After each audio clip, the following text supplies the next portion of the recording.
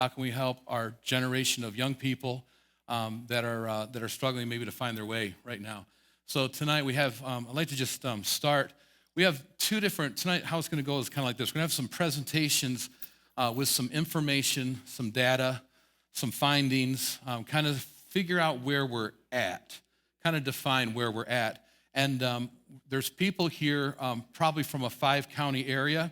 The first segment will be focused on our immediate area, and then the second segment is going to be focused on a wider range. And we have a lot of folks with us tonight from Bradford County, as they've really dealt with some issues over the years with meth, with bath salts, and now heroin that's going on down there. So we're going to then end the night with some questions and answers for both panels, and see what we can do to find our way tonight and see about what we're going to do next time. All right. So if I could, Dr. Cassetta, would you come? And Tim Dewey, would you come, sir? Dr. Cassetta is a doctor with the medical group and Guthrie Medical Group, and Tim Dewey is from drug enforcement. And your mic's on. We have there we go. We have Rick Kimball from Irways. Back to you, Pastor. Yeah. So Brian Hart, would you come, sir, and join us for this panel? Jeff Barlow, would you come? You weren't prepped for this, but I like your suit, bro. It looks good. Thanks for making me feel at home. I appreciate that, man. And Joe, would you come and just sit with us here? Joe Bronscheidel from and he has no idea I'm going to do this, but Ken Clark, would you come and be up here with us? Only because you make some amazing subs. And Ken and Shelley own a number of Subways, and it's good to hear how the issues that we're going to be dealing with and talking about tonight, they affect our whole community. You know, we have one other person, Larry Parker. Where are you? And the other one other person is Nate Lowmaster, State Trooper. And Larry, I'm going to let you tell all that you do because you've got too many things that you do, and but very involved in our inner city here in Elmira. So I'm going to turn it over to Dr. Cassetta, and then we'll just kind of filter our way through with a few different presentations. Then we'll open up for panel discussion. Okay, Doctor. Thanks, Scott. This is a very diverse group up in the panel and in the audience, and that's exactly what we need to fight this opioid abuse epidemic or plague or whatever other name you want to give it. And I want to start out with a news clip that I saw recently, if you would.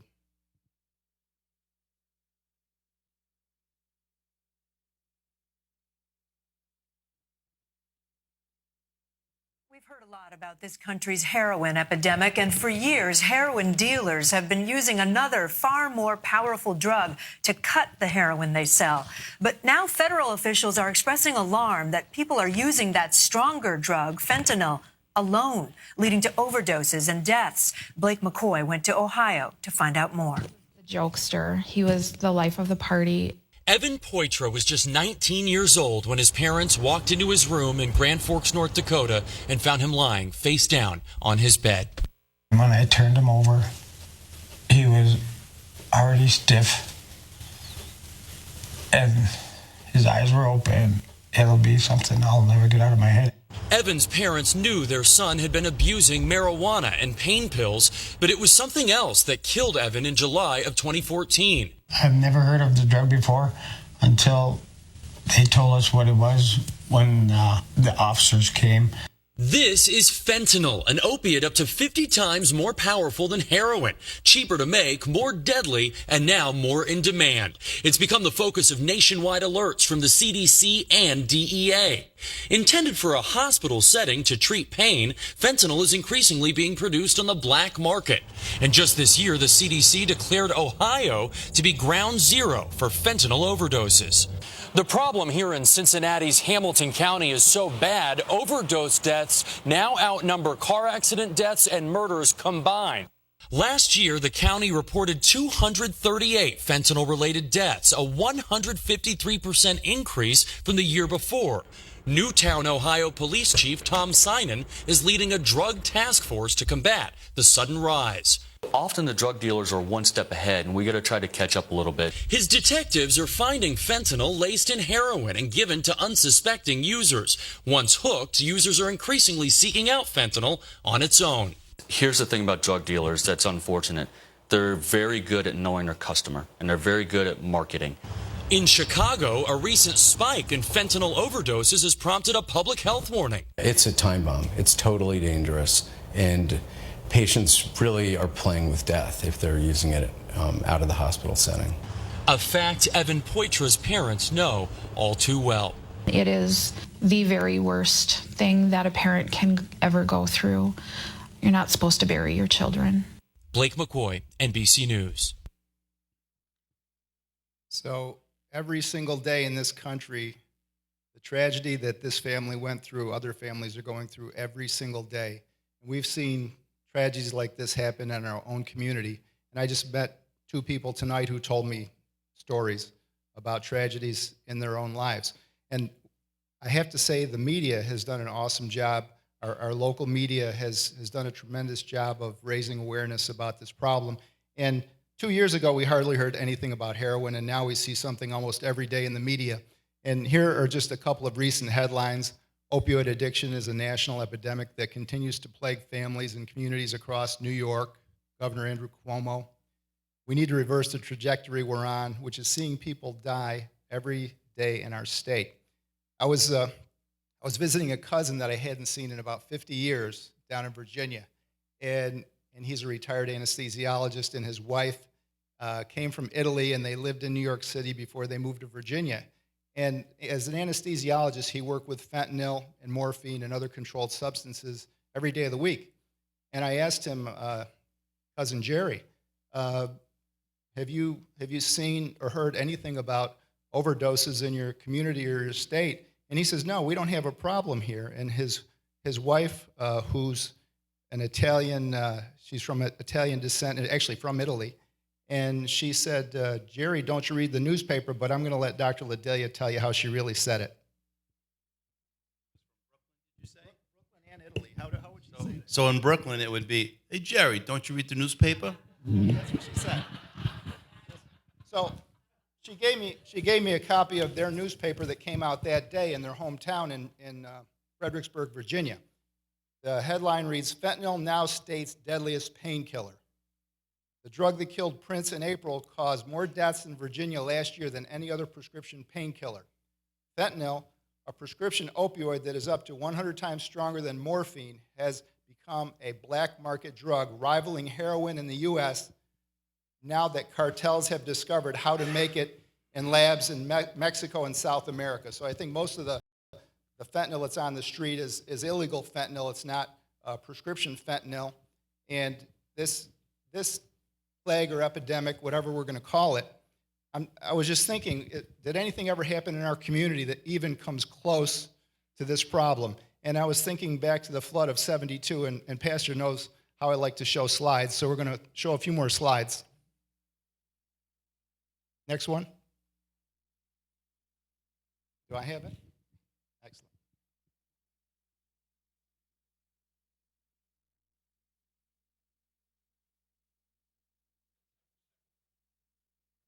Which one? Oh, the arrow. Okay, so who remembers this scene in Elmira, downtown Elmira? Anybody? Okay, a few of us. Looking down Main Street from just to the east of St. Patrick's Church, where you see Sears department store. Now we have a Weiss Market. There's a McDonald's over here that's still there. People's Place used to be right here where the arena is now. And then we have the river down here.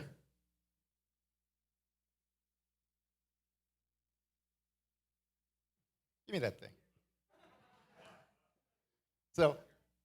So here's a shot of Water Street, and it's appropriately named, as you can see. And this is Chemung Canal Bank, which is still there. None of these buildings are still there. They all came down after the flood. But what we do have just down the street is a very nice restaurant The Turtle Leaf Cafe is right down here, okay? So that building survived. Next. This is one of my favorite places, Eldridge Park.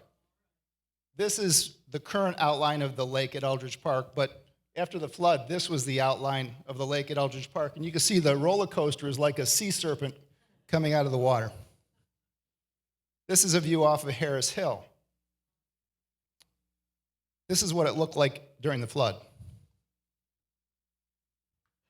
That's the view off of Harris Hill during the flood. And you know, I think I was driving that Monte Carlo that day. I really do.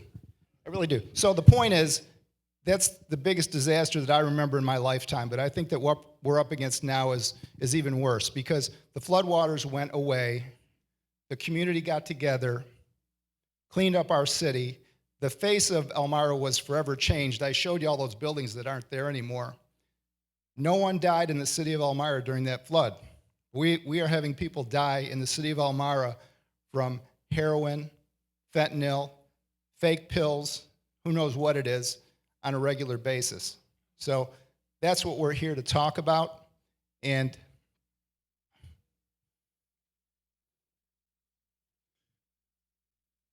the medical community has really done a good job, in my estimation, of cutting down on prescriptions. For a variety of reasons, you're going to hear more about that in a little while. Law enforcement has made this a top priority. The government has passed legislation that you're going to hear something about today as well. We have Irway Ambulance out there giving Narcan. We have doctors that prescribe Suboxone. We have Trinity Recovery. We have the iMatter Foundation. We have a lot of people that have made this a top priority, but we all have to work together to come to a solution to this horrible tragedy. And we have such a powerful panel up here, I'm just going to limit my comments to that at this point, and I want to turn it back over to Pastor Scott.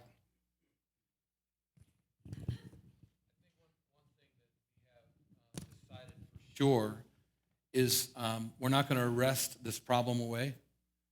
There's not enough room in our jails and in our prisons for the issues that are out there. I've talked to different law enforcement agents, and they say it's like mowing grass. You can mow it, but it's coming right back. It's coming right back again. And so we're kind of, in our initial thinking, in conversations that Brian or myself have had with different amazing people in our community, one thing's for sure is it's going to take the whole community to deal with this problem, and we've got to reduce it on the supply side, but we also have to reduce it on the demand side. So why is it that people are so demanding, this, if you would, product? And so we're going to, again, Tim Dewey, if you would come next, this is, Doctor, can you introduce Tim? Or Tim's probably capable of that himself. I got this feeling, so Tim, thank you very I'll much. stand down here because it's a little bit high up there. We're waiting for a PowerPoint presentation that I've got for you this evening. My name is Tim Dewey. I am a investigator with the New York State Department of Health, Bureau of Narcotic Enforcement. We're basically the prescription police in New York State. And I actually only live several miles from here. I opened an office here in Elmira about 2 years ago. And I'm going to give you some information here today to kind of open your mind up to where we've come from and where we're going to with the prescription epidemic in the United States. So if I could get the next slide, please.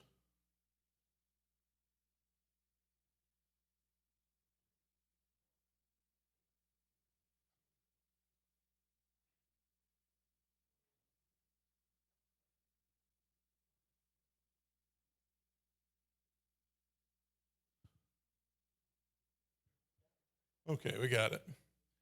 The connection. There's a connection between prescription pills and primarily opiates and the heroin epidemic that's going on right now. Nearly half the young people who've injected heroin have reported abusing painkillers, prescription painkillers, prior to getting into heroin. One of the neat things that my organization does is we run the prescription monitoring program in New York State.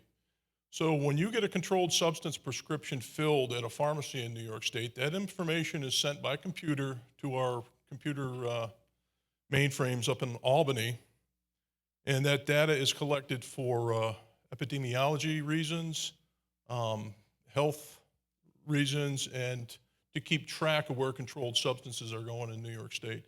And I've taken the liberty to take a snapshot of the Chemung County area and kind of give you an overview of how many opiates are prescribed and dispensed in Chemung County on a yearly basis.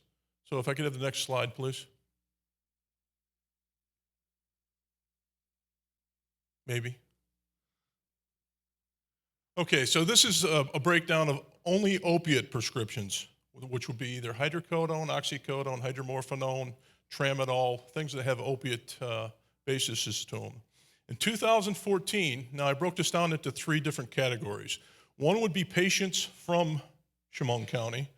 In 2014, there were 85,626 patients from Chemung County that received some type of opiate prescriptions. Pharmacies dispensed 83,983 opiate prescriptions. Okay.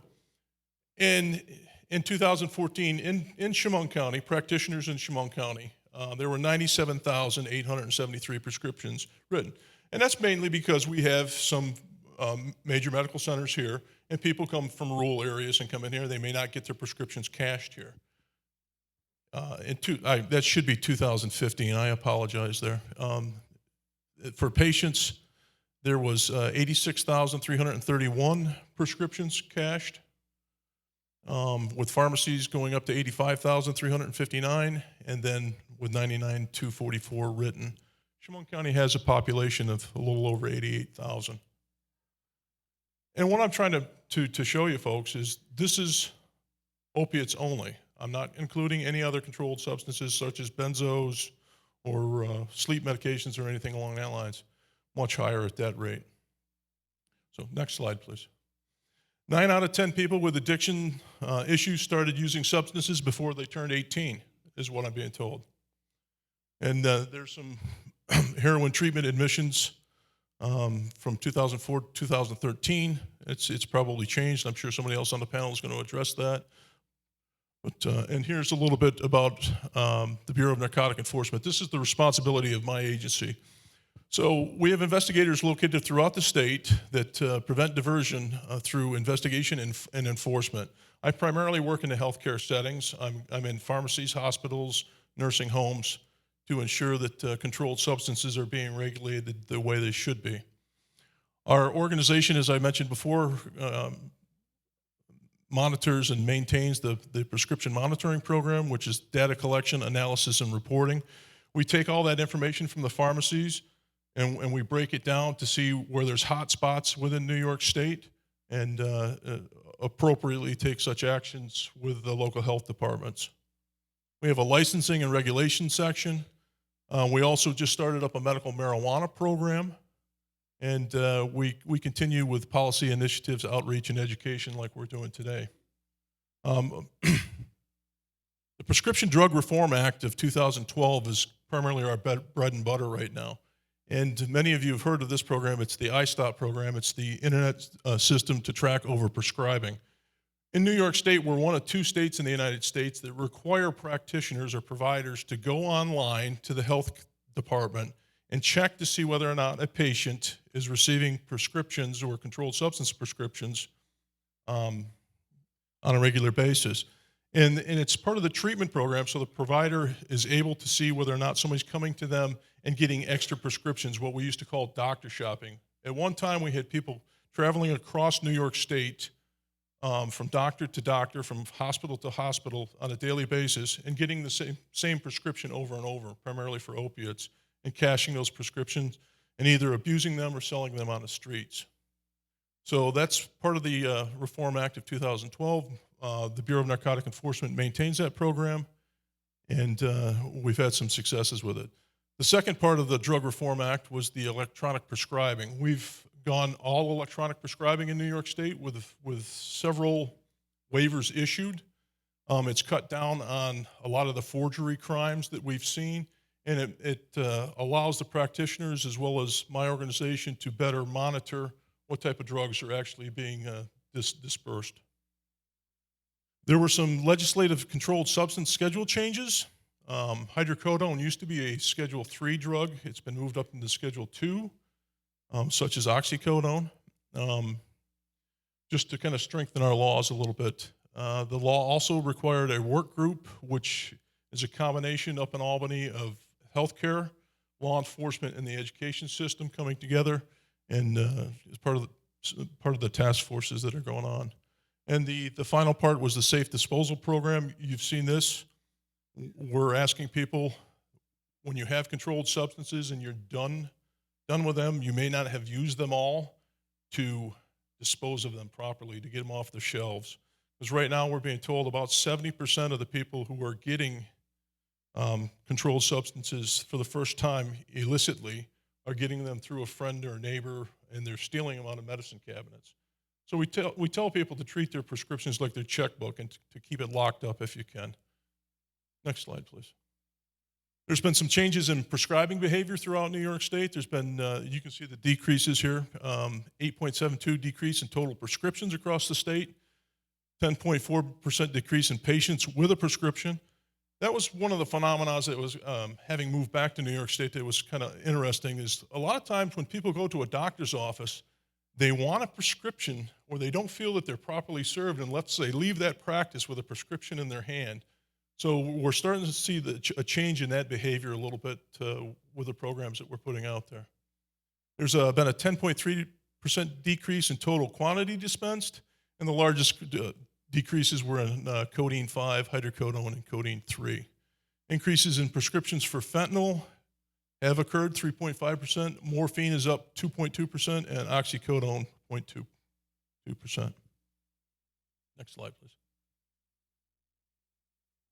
We've seen a 17.7 decrease in prescriptions for hydrocodone, 16.3% decrease in patients with a prescription for hydrocodone, and overall, hydrocodone's down almost 17% since we've implemented the iStop program and changed the scheduling of hydrocodone. Oxycodone is a little bit on the increase because it's now considered the same as hydrocodone as far as class goes, class 2. And I may make note that hydrocodone, previous to our changes in the law, was allowable for refill in New York State, where you could get up to 5 refills for one prescription. Oxycodone, on the other hand, that is no longer true with hydrocodone. Hydrocodone, you can only get 1 prescription at a time. And oxycodone has been at the 2 and 1 prescription per month for quite some time, so we've seen that level off. Next slide, please. With doctor shopping, in the first year of mandated use of our prescription monitoring program, we've seen doctor shoppings decrease by 75% across the state. We're sitting to date right now, I haven't looked at the 2016's quarters yet, but we're at 86% drop. Law of supply and demand. Where did these people go? A lot of them went to heroin. And so they moved on. We've shut the faucet off for the prescriptions, so they've moved on to other avenues. We couldn't leave the faucet open. It's a combination of a lot of things there. So the governor in 2014 came up with the Combat Heroin and Prescription Drug Abuse program, and there's some data. If you go to the OASIS website, you can get some good data off of that, and there's a telephone number there. I just want to hit on this naloxone and Narcan, and I'm sure somebody else is going to touch base with it. And then I've got only the 2014 stats up there, nearly 400 reported reversals. 2 weeks ago, I had the opportunity to administer naloxone, and as well as CPR to a young man, 19 years old. It's a very horrifying situation to arrive at someone's house. Their eyes are rolled up into the back of their head, basically dead, and everyone's standing around. Nobody wants to tell you what's going on. So after a little bit of persuading, we were told that he more than likely overdosed on heroin, so we began CPR, and I administered 1 naloxone. 3 minutes went by. I still had no pulse, no respiration. Had to administer another naloxone and continued CPR. Luckily, he came back to life. It wasn't until he came back to life and a little bit combative that I found out he had just returned home after being in a rehab program for 30 days. And he's lucky to be here today. But very, very upsetting, very upsetting. I was certainly glad that I had naloxone with me at the time, and I carry it almost 24/7 now. It's a very sad state of affairs, but it is what it is. So that's my personal experience on that. Next slide, please. Like I said, I'm located here in the Elmira area, and I do all the prescription, anything to do with prescriptions. And there's my numbers up there if you need to get a hold of me. If you have relatives or something that you believe may have an issue with prescriptions, feel free to give me a call. I'll take a look at it. I'll do what I can. I can't make any guarantees, but I will at least sometimes pick up the phone and make mention to a practitioner. It's interesting being law enforcement within the Department of Health because I have no HIPAA requirements because I'm part of the Department of Health. So I can share information. I'm kind of the bridge between traditional law enforcement and the health community. So that's what we try to do, bridge and bring the two together and see if we can't solve some of these problems that we have. Thank you.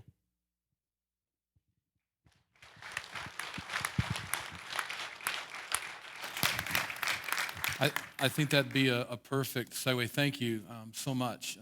Really appreciate that. But Brian Hart is with us from Mental Hygiene, and he's the Director of Community Services for Mental Health Hygiene in Chemung County. He's a friend of mine, and he's a guy that is paid to do what he does, but he doesn't do it because he's paid to do it. He has a great heart for our community, and he's demonstrated that in a number of different ways. And I just want to applaud him for all of his efforts. But I think that it'd be very opportune to see how these things tie together and what is going on within the mental health of our community. So Brian, would you just share from your perspective?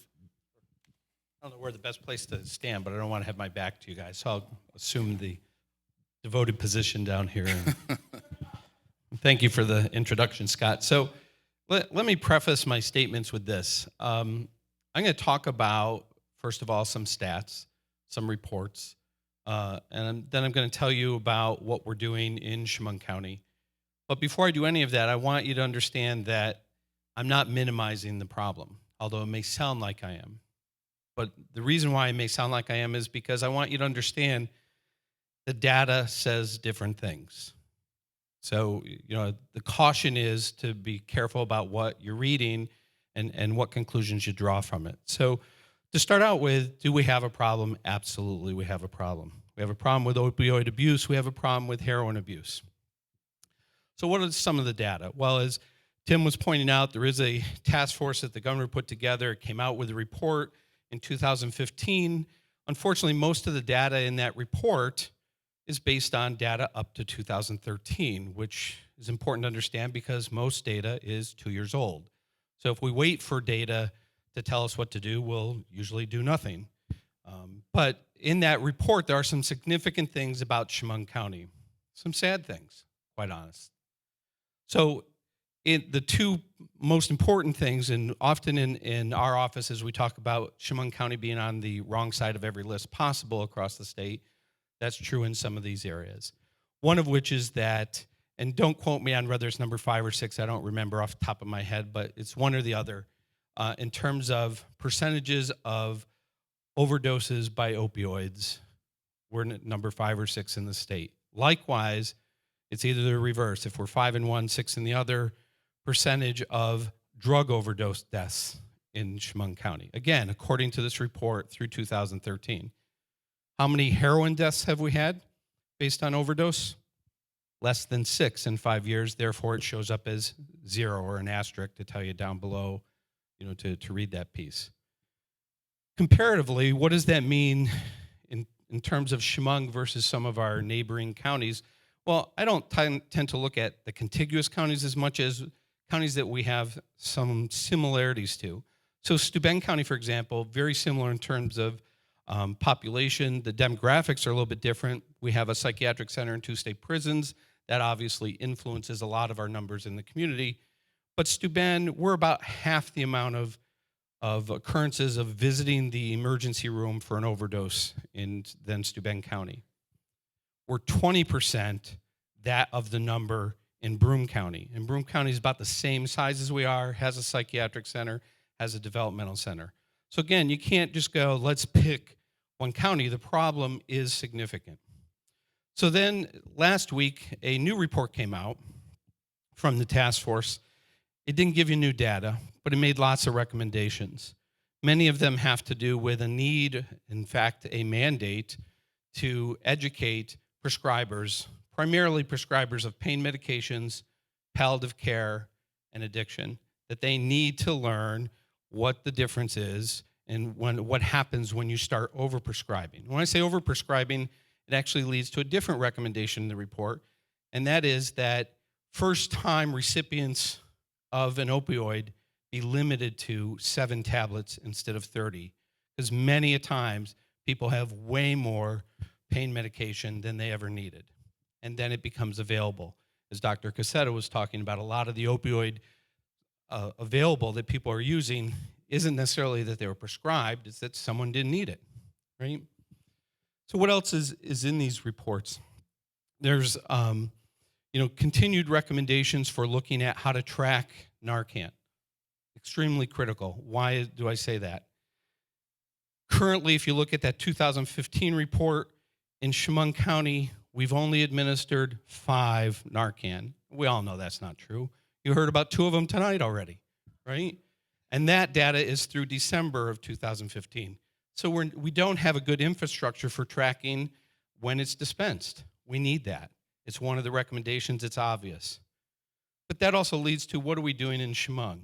So one of the things that we're doing in Chemung is we've already been having a discussion before this report came out last month with the sheriff's office and trying to engage Irway and the city fire department about, can we have a centralized way even locally to track Narcan administration so that we know what's happening? But more importantly, what do you do after the Narcan's been administered?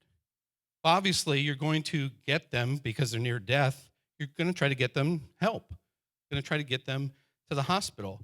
But we also want to try to get them to the Trinities of the world, the outpatient drug and alcohol providers, to the New Dawns, the acute drug and alcohol rehab centers. But that's going to take some doing, because law enforcement can't just call up Trinity and go, I've got Brian Hart here, I just gave him Narcan, can you give him an appointment tomorrow? But we can do this.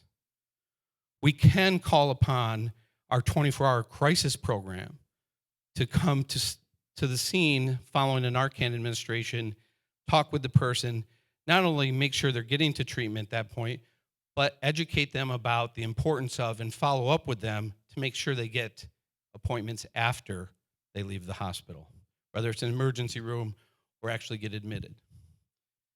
One of the other recommendations has to do with needle exchange. We don't do a lot of needle exchange in Chemung County, but it's in our plan. We've been in discussions with Trinity and Southern Tier AIDS program. The latter's already doing a small amount of needle exchange, but we need to do more. And it's not about just handing out needles, and it's not about the model that Tompkins County is putting out there to administer the drug. It's about giving clean needles and education and trying to engage people in treatment, okay? Doing the responsible thing. We know we have a huge lift when it comes to education. It's not just about educating the 50 or 60 people who are here. We have a community, in fact, a region that we need to educate. But we also have limitations. The limitations, at least for my office, are that we only get so much state aid. We only can charge and bill for so much revenue, and that's not enough. This is a public health issue. This isn't a Brian Hart, go take care of this problem issue. This isn't a Dr. Cassetta, go take care of this. Tim Dewey, go take care of this. This takes a community to get behind this. But we have to do it reasonably. We have to do it organized. We have to pay attention to what the information's saying. So let me tell you about one other report, and this to me is the most controversial report, and honestly, it was reported incorrectly. So let me tell you why I say that. And I know some of you up here have commented on this same report, but There was a report that's flying around Facebook, and a couple of news channels picked it up, from an organization out of California called Castlight Health, right? Here's what the report said. That Elmira is #1 for opioid abuse of prescriptions of all self-funded employers. Clearly, that's what the report said. It's not necessarily what was reported, but that's what was said. But here's what the report didn't say, unless you call California. Keeping in mind, it's only self-funded employers. So that's large employers, Guthrie, CVS, those types of employers. Of all the employers that deal with this particular population health tracking database, there are a total of, nationally, 197 employers. What percentage do you think that is of self-funded employers nationally? It's probably less than 1%, to be honest. I don't know the exact percent, but it's certainly not statistically significant. Of those 197, they declined to tell me how many participated in this survey. But of those that participated, Elmira was #1. No doubt about that. We were #1 for abusing prescriptions of opioids. But what does abuse mean in this report? It means to them that over a 5-year time span, at least 4 different doctors prescribed a grand total of 90 pills or more. Well, if you've got pain medication, or you're in palliative care where you're dying, or you have an addiction and someone's prescribing to you, in 5 years, 90 pills, by my standard, is not abuse. But again, that's what the report says. So what did I start out this discussion saying? It'll sound like I'm minimizing. I'm not. It's absolutely a huge issue. We need everyone's help, but we have to use the data in a productive way, right? So what do these data points do for us in a positive way? I'm already in discussions with OASIS, who's talking to an organization, a federal part of the government called SAMHSA. It's the Substance Abuse and Mental Health Services Administration. They're pursuing a grant for 6 pilot counties. Chemung will likely be one of them because of this data, that wants to address the issue in the jails. Because we all know, unfortunately, the jails are the new mental health and substance abuse treatment places, right? That's the reality. Even though they're not really getting treatment, it is the reality we deal with. So if successful, if this grant is successful in being obtained by New York State, and if Chemung is one of those chosen counties, we'd be pushing in services from Trinity or someone similar to provide those services in the jail to those individuals with an opioid addiction. So there's a lot going on, but it's still not enough. And I can't emphasize that, I can't emphasize that loudly enough to this audience and whoever else you'll tell. So please join me in making sure that this problem is one that is not continuing to become a growing problem. Let's get a handle on it. Let's do the right things, and let's do it collaboratively. Thank you.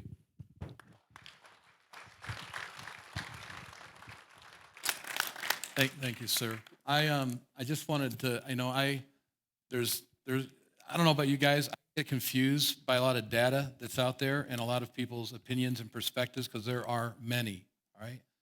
But this one thing I do know is that when somebody dies when they didn't need to, that's wrong. When somebody's getting, I don't know if anybody watches the news or not, but something happened in Orlando. I don't know if anybody heard about that.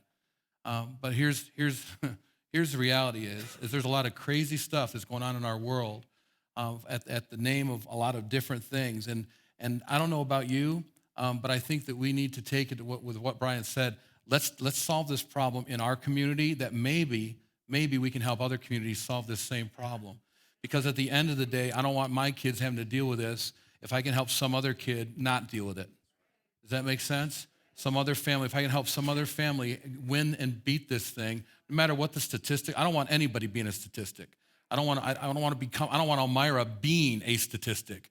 I'd sooner us say, hey, we found the answers. And I love what Brian said, and it segues perfectly into this. We have people up here from our community, and we have people here from Bradford County in their community. And this is the deal, is that all of us in our communities are struggling with different things, and there's different perspectives and there's different statistics. But the reality is there are people that are struggling with this issue and these issues, and we as a community have to love them into a place where they can have a mindset change and a perspective change, that I don't have to demand this anymore because I've been satisfied by something greater than what this addiction was answering. And I think, I don't know about you guys, but if it was my kids, I know what I would do with my kids. And I think as a community, we've got to really look at this as it's not a Brian Hart problem. It's not a Tim Dewey problem. It's not a Dr. Cassetta problem. It's not a government problem. These are our families. These are our kids. And we've got to own it and make it our problem. And I love what's been being talked about right now in culture is that a lot of this stuff can go away. There's a lot of you that know of some things that are going on in your neighborhoods. And I think that one thing that we've learned is that, the police, there's not enough with law enforcement to be proactive to stop things. We have to be reactive to what's going on. There's a lot of data that we're collecting that is 2 years old. But you guys who are in your neighborhoods and you're in your communities and in your places of work, all of us have an awareness that we can have. We can be very, very educated with what Brian said, but we can be aware of what's going on. And if each one of us, if there's one that we can help and they can learn how to help one, all of a sudden we can help a whole community one at a time by actually just caring about that one person. I showed up last night, a couple of state troopers to help, a family that was having some problems. And here's the deal. A family without drugs are having problems. What are a family with drugs having? Does that make sense? But at the end of the day, it's the same thing, man. People need other people. People need community. We were designed to do life in community, not isolated. And drugs has been a big deal about isolating a whole community, that they have a difficulty with authority, whether it's in schools, whether it's the police officers, whether it's parents, whatever it is. But I think there's an answer that we can win a trust by actually caring about them, maybe when nobody else is caring about them. That's just my thought on that. And I thought it was great to have a community of people here and a community of people from Bradford County. And that's where I like to segue. Larry Parker, if I could just have you just quickly, if you would, man, without the PowerPoint, you need it. Do you want it? Would you be better with it?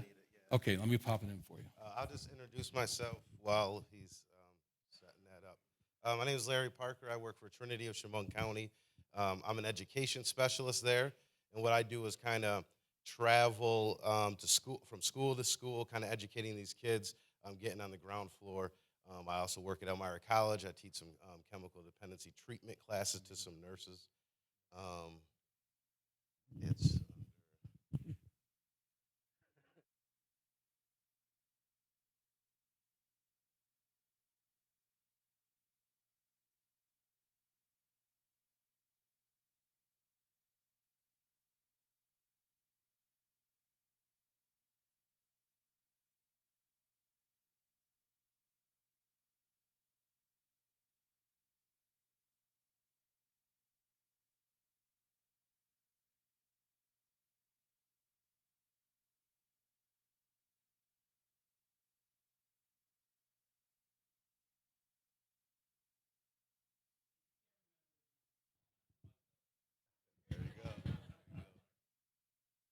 So what I'm going to talk about today really is we had a lot of data and a lot of stats here, and it was very good information. What I want to share is hopefully I can clear up some misconceptions, right? Hopefully we can stop it before this starts, because that's the easiest way to fight addiction in our community, okay? So can we hit the, all right, so hit it one more time. Hit it one more. All right, so I have a question for you guys. Heart disease, hit the next one, cancer, diabetes. In your opinion, if you walked into a room and said, hey, do you think it's possible that anybody in this room could get any of these diseases, what do you think they'd say? Possible, right? So what about the last one? What about addiction? If I came up to you and said, doctor, you gonna be an alcoholic when you grow up? No way, absolutely not. Right? And probably if I walked around this room and asked, most people would say no. So why is that? All four of these diseases are health related or lifestyle related health problems. So what we do is we grow up. When you get to my age, you slow down on the McDonald's for a couple, you can't eat as much anymore because I know heart disease is a real thing. When it comes to addiction, I'm not aware. And we want to figure out why that is, because that trips up our community, right? That trips up us as parents, that trips up our kids and our peers and what we do. So I need your help with this. What is an addict? Not the definition of addiction, but characteristics. If your daughter came home today and said, hey, I'm marrying Joe, he's an alcoholic, what's the first thing that pops in your mind? Scream, scream. All right, so what are the negative connotations? Unproductive, very good. Angry, emotional problems. Irresponsible, very good. Broke, very good. Weak, very good. Violent, very good. So could you hit enter? You're going to have to hit it like 10 times. But so I wrote a bunch down just to see if they matched up. Homeless, uneducated, poor self-esteem, low willpower, poor. Poor's interesting. 75% of Americans in the United States, employed Americans in the United States, report a problem with drugs or alcohol. So when we're thinking poverty, we're missing the mark there. All right, so I did that for a reason. This automatically pops in my mind too, right? If I hear addict, this thing pops up. But I have a question for you. If you were ever to go on Farmers Only, eHarmony.com, right? Would you ever start off with, hey, I got emotional issues, I'm angry, I got poor self-esteem, right? You would never do that. So if you're ever questioning yourself, if I have a problem with drugs, you consciously look at this list and say, I'll never be this when I grow up, right? So that way, I'll never be that, right? So I also do some AA groups in the jail with men, and these guys are stone cold addicts, right? And during active addiction, they never seen any of this, right? They never seen any of this. I'm not homeless. I live at my cousin's house. I'm not uneducated. I know the streets, right? I'm street smart. So there's always something that we know, and this is what trips us up as a community. So how is addiction, for lack of better words, contracted, right? How is it contracted? So first, biology. Biology is our genetic makeup. So you have our parents, grandparents, right? So this sets everybody in this room was born with a trigger, we call a trigger point for something. If you do something for a long enough time and you pass this trigger point, it'll activate cancer, it'll activate heart disease, it'll activate kidney disease, it'll activate cancer, right? And everybody's is different for this trigger point. So your biological makeup sets this, okay? And then next are, it's coming, choices. So these are power. Your choices are powered by psychological preferences, right? Like if you're trying to lose weight, but you prefer steak over a salad, right? That's going to power your choice to eat that salad. Social influences, right? I hear it all the time. Things I'm not, but I'm Irish. This is what we do. We drink. I'm Italian. We drink wine with everything, right? So these power your choices. Me and my dad, we drink beers and watch the football game. So this powers my choices when it comes to alcohol use, right? And then, so it's biology plus choices equal outcome, right? So biology determines how close you are to this trigger point. Choices is what move you forward to that trigger point. And then when you pass that trigger point, you now have what we call addiction. So I want to illustrate this, if we can, as a family, if you don't mind. Can you stand up, sir? And then, ma'am, if you don't mind standing out in this row, and sir, stand out in this row. So I want to illustrate how this works, because this is what, yes, you, ma'am, if you can stand, single file line. So stand there. So I want to pretend these three know each other. They grew up together, the same age, and they love each other so much. They do everything alike, right? So right there resembles their biological makeup. Whoever passes that chair now has addiction, okay? So they're the same age, same physical health, and they do everything alike. So let's say they party and drink and use drugs all through high school. And because of that, they take one step forward. Could you guys take one step forward, please?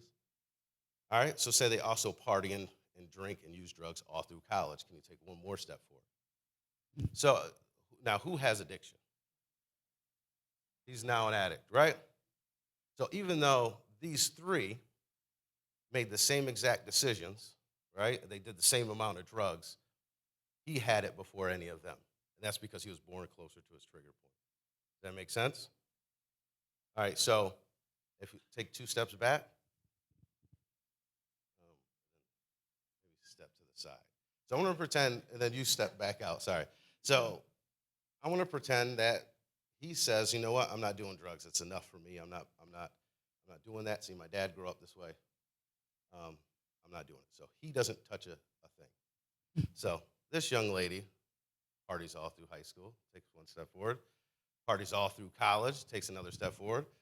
Parties hard the first 5 years of marriage. Said, this is rough, takes 1 step forward. Now, who has addiction now? She does, and he doesn't. So even though he was born closer, his decisions kept him safe. And if you make enough of those decisions, eventually it could happen. Does that make sense? Can we give these guys a round of applause? Great volunteers. All right, can we go to the next one? All right, so one more time. So I want to talk about, there's 4 phases of drug use in our community. And it's very important that we recognize this because this will give us the ability to stop it before it starts. Okay? That trait, that activity I just did is very important because a lot of parents are telling their kids, oh, it's okay. They're going to legalize marijuana, so it's okay. Go ahead and smoke it. This is what kids do. But according to that trigger point, we don't know what we're activating, right? I partied hard in growing up, right? And I had struggled getting out, but there's a lot of friends that just went on. There's a lot of friends I still have now that are still back there, right? Because we're unaware of what we're activating by engaging in this activity. So it's very important. All right, so the green phase, there's 4 phases. There's the green phase. This is kind of take it or leave it. You kind of don't really care. It's not a big deal to you. This is kind of the initial phase. Outcomes of the green phase, no increased tolerance, no problems, because you don't do anything illegal. You don't get drunk, you don't do any illegal drugs, so this is the green phase. So this is how we can recognize where everyone's at. All right, so then there's the yellow phase. This is anticipation and excitement.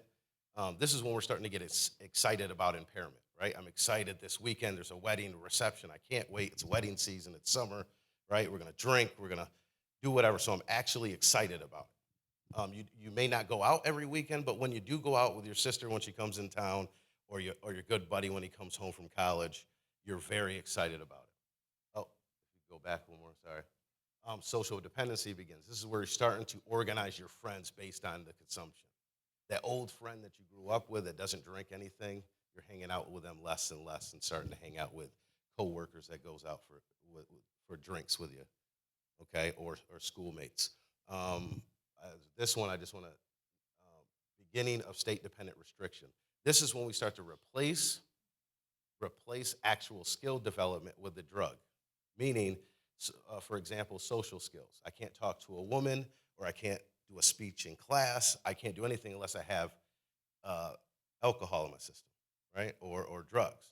And then I start to think I need that drug to perform that skill, when in reality, all you have to do is give it a minute, and it'll come back to you, right? If you ever heard some people say they can bowl better, shoot darts better, pool better, okay? All right, so the outcome of this is an increased tolerance. Tolerance is a very bad thing. We've been taught it's a good thing. Tolerance keeps you safe, but it's actually very bad. Impairment is a side effect of alcohol. So if your body doesn't recognize the symptoms, it means you're going to have to pour more toxins in your body before you get out. So this is very important to understand. Then the next is the orange phase. So this is where psychological dependence comes in. Now, everybody has psychological dependence on something. Has anybody here ever left their phone? Phone at home and could not focus for a little while? That's definitely happened to me. So we all have this psychological dependence. It's now this psychological dependence is with the drugs or alcohol. You actually start to miss it. In treatment, Manny here? Right, so I don't know if you've ever done this, but in treatment, I've seen it done a breakup letter with your drug of choice because it's actual relationship. Now you're starting to replace people with the drug. When I get a job promotion, go to that Jack Daniels. When I get my wife leaves me, I go to that bottle. You know, actually, instead of socializing with people like we normally do, we go to the drug to replace it, and then it becomes a relationship. Also, integration of preoccupation. Now you're integrating it. You're setting up, hey, listen, I'm not going to take that job at NYSEG. They'll drug test me. I work for my uncle under the table because I can wake up at noon. I can continue to do my drugs and have a good time. So this is when we're really starting to be preoccupied with the drug use. The most important thing about the orange phase and the yellow phase is, in the yellow phase, drugs or alcohol use is the route to a good time, meaning I want to have a ball, I want to have a blast, and I think I need alcohol to do that, right? In the orange phase, the alcohol or drugs is the good time, meaning I don't care if anybody shows up. As long as I have my favorite drink or my favorite drug, I'm all right. Does that make sense? All right? So the dangers in the orange phase, if you find yourself in the orange phase, if you find a family member in the orange phase, if you find just some young person you're mentoring and you see them in the orange phase, if they stay exactly the same that they are right now, they will by default go into the red phase, which is addiction.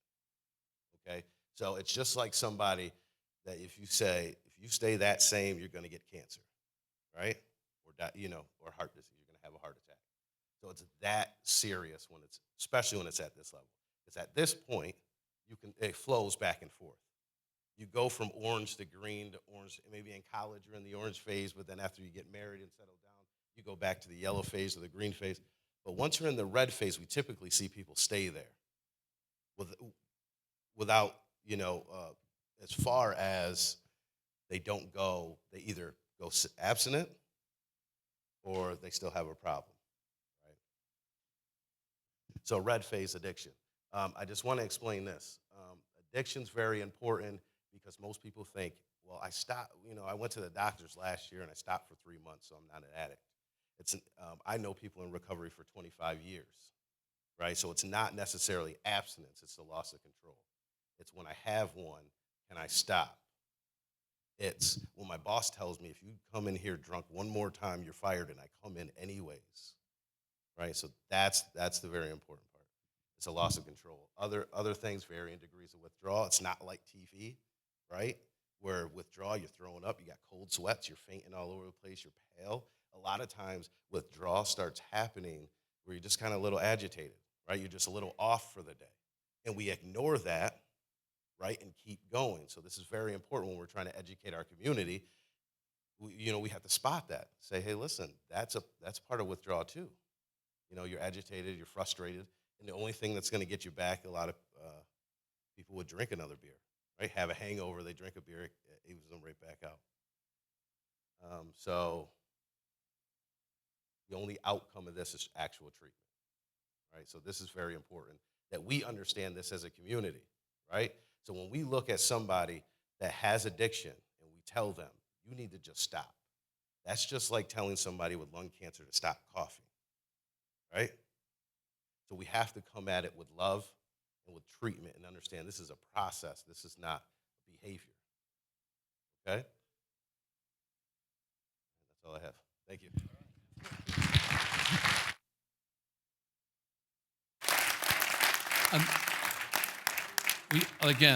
Thank you, man, so much. We have these folks that are up here. I'd like to just take a few minutes, have some questions for this session of the panels that are up here. We're gonna bring up our Bradford County friends up here next. They're dealing with some really horrific things down there, as are we, and they have another perspective on that. But if who we have up here, anyone on this panel, please questions.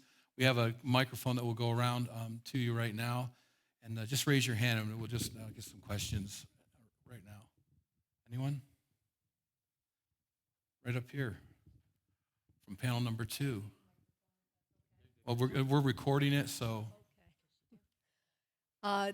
So I heard that Elmira is really a hot seat for the drugs coming up from 17, coming from New York City up. It's just a real hot point, and it's a real distribution point, between Canada, and it's just along that transport area that really is keeping the drug, the heroin and the opioid drugs within our Bradford County, Chemung County. Is that true?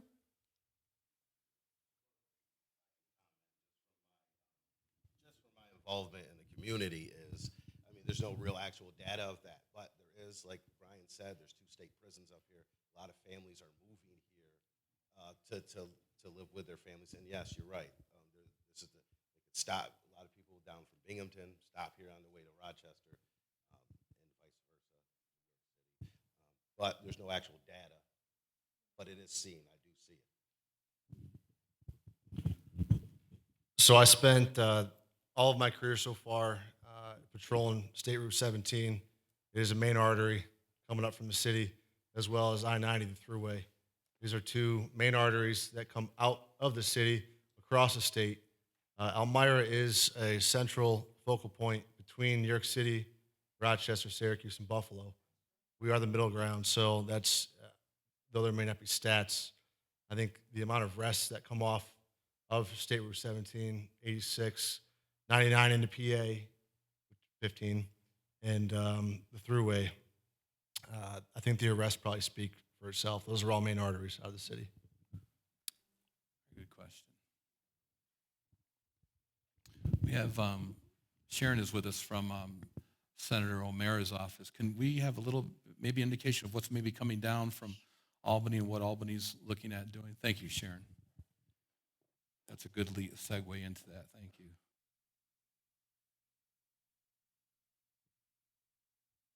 Forgive me, I'm going to have to read a little bit to you.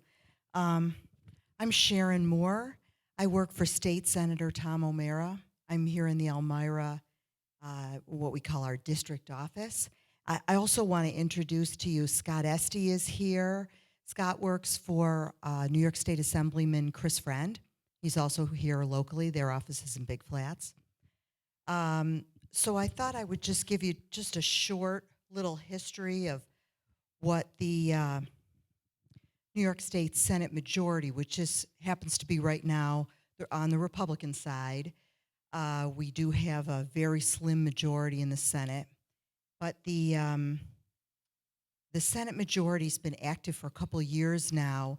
They've had a heroin and opioid, let's see what exactly they call it, Joint Senate Task Force on Heroin and Opioid Addiction.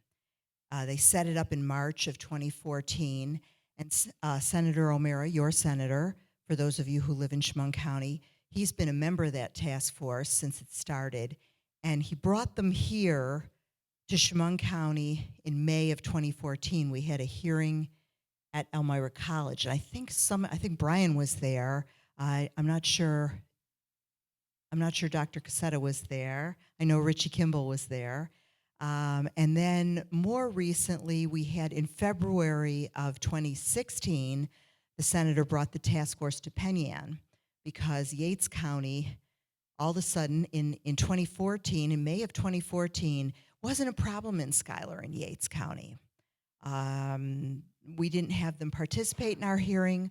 All of a sudden it's spreading, and Yates County becomes this hotbed of the heroin deaths skyrocketing, so we decided we're going to bring the task force into Yates County. So we had a big crowd there. I don't think anybody from here was there. It was, a different part of the region, so we had different people there. But the point of the task force was to hear from individuals who work in the field, like Brian, like Dr. Cassetta, like Richie Kimball, like Trinity, Department of Health. We would have the local DAs there. We would have a judge there. Anybody involved in the drug community, the illegal drug community, we wanted to hear from them. And so the task force went all over the state last couple of years. They had 18 of these hearings, and recently they came out with a report. What was in the report? They broke it down into 4 areas, and the recommendations fell into these 4 areas: prevention. Well, let's see. I'm going to have to read this because I can't remember all the details. But let me go on. Let's not go there. The Senate issued this report. State Senate passed a whole bunch of bills that came out of the report. And we have 2 houses in the legislature. And oftentimes what goes through the Senate doesn't go through the New York State Assembly. So that's what happened. The 17th of May this year, the Senate passed a whole bunch of bills in response to this information that they gathered at these hearings. New York State Assembly does nothing with it. So the governor gets together a task force, and off he goes around the state at gathering information, and he comes back, or his task force members come back, and they have their recommendations as well. But we are fortunate because the Senate leaders, the Assembly leaders, and the governor and his staff were able to get together, and just today they announced a 3-bill package that's going to go through. It's already set up. The bills were introduced today. In the legislature, bills have to what they call age for 3 days, but because they were introduced today, they can be voted on Thursday. And they are going to be voted on Thursday, and they are going to pass. So this is exciting. This is very exciting. New York State, as usual, is a leader, and we can be proud to live here, and we can be proud of our leaders. They don't always get along. They don't always say the same things. They don't always like each other. But when push comes to shove, we're going to have legislation go through, and it's going to make a difference in all of our lives. And I'm going to give you just a tiny little synopsis. I don't want to go on too long, but this package is going to, this shocked me. I can't believe this got in here, but there's going to be some changes with insurance, the way insurance covers treatment and medication. Because we heard over and over that somebody presents with addiction and they can't get treatment because insurance won't pay for it. So out you go. People call our office and say, oh my God, my son needs X, Y, and Z. He's been told he needs X, Y, and Z, but he can't get it because he doesn't have insurance, or whatever insurance he has doesn't cover it. Well, there's going to be some changes. This says here, this bill eliminates burdensome insurance barriers to increase access to needed addiction treatment, including, here's the big part, ending the requirement for prior insurance authorization for access to treatment and medications. So that's a really big one. I never thought I would see that, and we're going to have it starting Thursday. Okay. I'm going to go through a few of these quickly. Treatment enhancements, including increasing the time an individual can be evaluated in an emergency room, which is currently 48 hours. They're going to increase it to 72 hours. Okay? Requiring hospitals to provide follow-up treatment upon discharge, allowing more professionals to administer naloxone, or the generic name is Narcan, and expand wraparound services to support long-term recovery. Okay, those are some treatment enhancements. Prevention efforts are going to be boosted by reducing somebody mentioned this, I think Tim.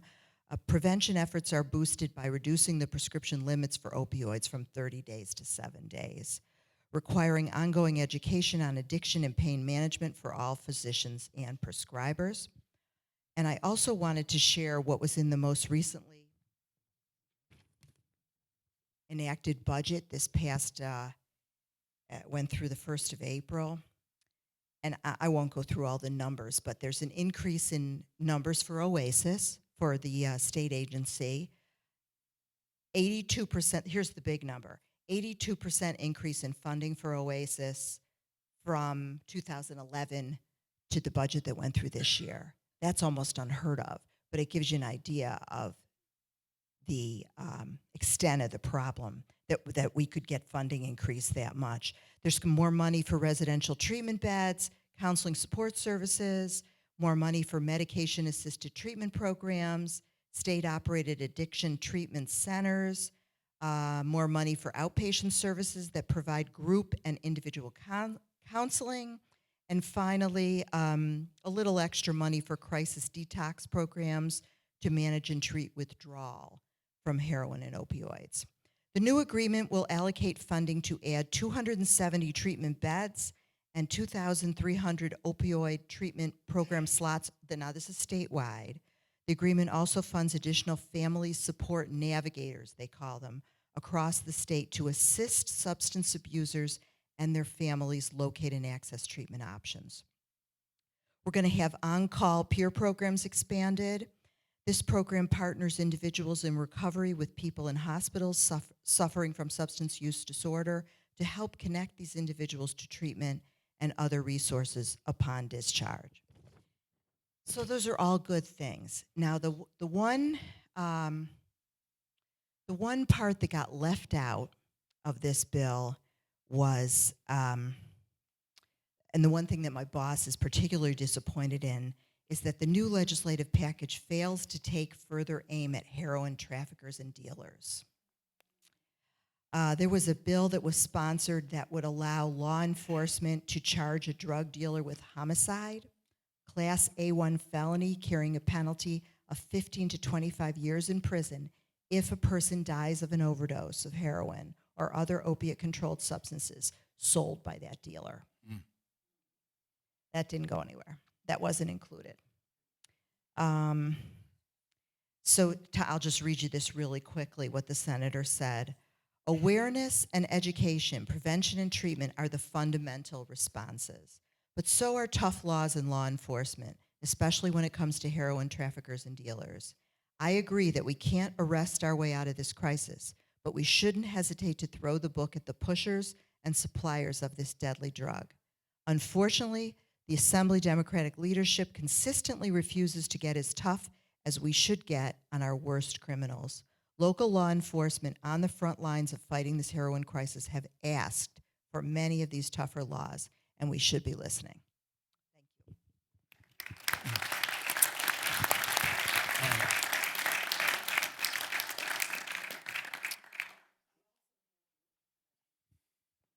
I also have details of the new legislation, and I have a handout that the senator's office provides. If you want to see me afterwards, I can connect you with that information.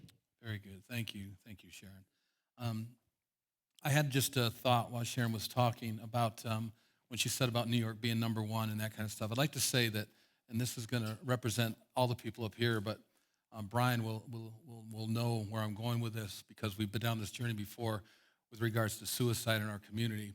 And one thing that, whenever there's this, whatever your belief system is, I'm a pastor, and so don't hold that against me. But here's the reality is that whenever there's something so horrific that comes against a group of people, I have this belief system that whatever that enemy tries to do with destruction, that maybe, and again, whatever your belief system, I respect that, but maybe God says, I have an intention to actually turn that into something good. And so I know a lot of people have had great losses in their homes, and people have suffered great loss, and there's a lot of hours being expended. But I think that the reality is this. I think that we've been entrusted with the possibility of an answer or a cure to something that really, really needs to happen. And I think that what you see here in Chemung County, we are and I got to say the same thing. In this 5-county region, we've been entrusted with something that not only will change our communities, but if we handle this well, we have an opportunity to change other cities, other regions, and other areas of the country as well. So, yes, you can. I'm a physician in Corning and recently become certified to treat with Suboxone, and which I haven't heard much about. And I'm getting people sent to me from Binghamton. So I'm wondering, since they're coming to me from Binghamton, is there treatment for Suboxone in Elmira, or is everybody maxed out, or but are they capped? Have they reached their ceiling? Because for us in the first year, you're limited to 30, and after that, you're only limited to no more than 100 patients. And so there are very few of us in Corning, and so we're having people come from Schuyler, from Binghamton, and so it's very difficult to try to treat them such long distance, and I guess the wait in Binghamton is 8 months. Yeah, I can't tell you today if they're capped or not. My suspicion would be yes. Yeah, because but New they are Horizons prescribing, calls us, and there are also some treatment. doctors in private practice as well that are prescribing in Waverly, for example. But again, to the cap piece, I don't know where they stand currently. I do know that that's also part of the discussion in Albany about, is the cap realistic? Can we raise the cap? Right, Because- there are so many obstacles to it, but it is really, when you get people on treatment and they're on the up and up, they're not trying to make, money on the side. It's been amazing to me to watch, like, these a lot of them are young people, and they are out of withdrawal, and get their kids back and their job back. But I've called multiple, actually your office, and can't seem to get answers about efforts to get rid of you have to take a course and a test, and my gosh, the people that are coming in that are in recovery, they know more about, they could have taken the test. So it's really interesting. And because of all those hoops, very few doctors, so applause Right. to you, very Right, few nobody doctors wants are to- making that choice. Right. Other available treatments include Vivitrol, which is available at a lot of the clinics, and there is methadone clinics. Part of the problem with methadone is that it's a 6-day-a-week regimen, where you're going every single day. The closest one is Binghamton or Rochester. Right, there's nothing in the southern tier. There's nothing in the southern tier. We've talked about, do we need something between here and Rochester? The answer is yes.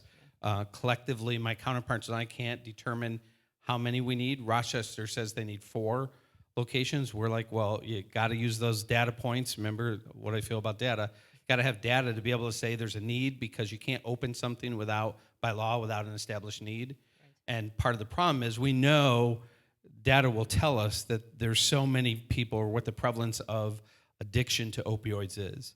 It doesn't tell us how many need methadone treatment, because you have to make some presumptions that they failed at use of Suboxone, they failed at use of Vivitrol, and therefore they might be successful with methadone treatment. That might get you to some other options. But those are some of the barriers we're absolutely up against, and you're right on target. Thank you. Sorry. So this is a question for Sharon. So in your presentation, you talked about political figures who were adverse to tougher sentences. What was their rationale? It seems like that would be a no-brainer. Good question. We have trouble in the legislature. Actually, you might want to have Scott talk to this, because Scott's in the assembly now, but the numbers in the assembly are so skewed towards the downstate area that they're able to control so much what happens, and we have trouble with anything in the criminal justice area. There's a lot of reluctance to make anything stricter. It's not just in this particular, it's not having to do with just heroin and illegal drugs. Anything you want to do with sentencing, with criminal, what's the word? Yeah. Come here. Let's make Scott speak to this. But it's a common problem that you can't get the assembly to make stricter penalties. Is that correct? Yeah. What has been happening is that in the legislature, in the assembly, as Sharon was saying, the majority of the assembly members do come from the city area, and we see in New York City recently efforts to reduce stop and search, also reduce the broken window policies that have been in place that have made New York City safer. They've actually eliminated a lot of the laws that kept people from, just uncivilized kinds of behavior. and so what we find is that the Republican assembly members have been proposing a number of stricter law enforcement legislation, and this doesn't ever even see the light of day. It isn't brought before the assembly for votes. And so by their control, they don't even bring it to the floor for debate, and that is a problem. Can I chime in? So I think it's a logistical nightmare, because You're talking about the manufacturer of the drug or the distributor. You're talking about the first level of distribution or the second level of distribution. Drugs never go from manufacturer to big fish to junkie or user. That's never how it works. You've got multiple chains of people. It's in regards to prosecution. How do you prosecute that? You'd end up prosecuting 20 people for somebody who overdosed, who willingly used the drug and overdosed. So it becomes a logistical nightmare in regards to prosecution. I think that's a pretty simple answer.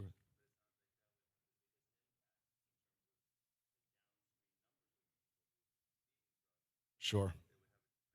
I think the weight also on law enforcement. I mean, I just don't know how you track that. I mean, we have a tough enough time as law enforcement finding the big dealer. How do we, with every overdose, how do we track that? Where did it come from? Where did it travel through? Where was it distributed? How was it created? I think it's a mess. I have to transition, guys. I'm sorry, but our friends from Bradford County, I want to get them up here for just a minute.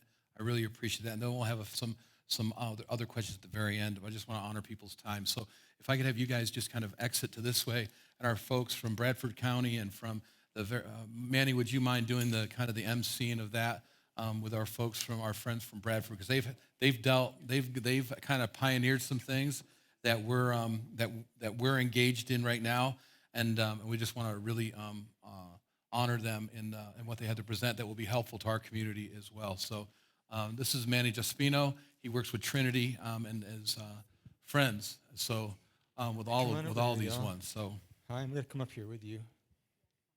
I'm going to come up with you. How's that? Hi, everybody. Hi. I'm a Bradford County boy from Towanda, which is called the bath salts capital of the area, if you have not heard that.